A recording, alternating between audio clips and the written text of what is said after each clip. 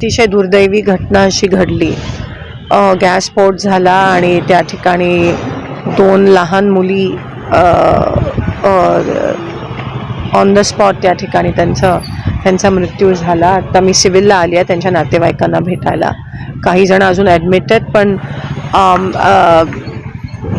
काही 50% वर त्या ठिकाणी भाजलेत, जळलेत. तर त्यांचे उपचार चांगला झाला पाहिजे, व्यवस्थित झाला पाहिजे ह्याची दक्षता प्रशासनाने घेण्याकरता त्यांच्याशी पण मी संपर्कात आहे आणि त्या पूर्ण कुटुंबियांच्या संपर्कात आम्ही आहोत, त्यांच्यासोबत आहोत.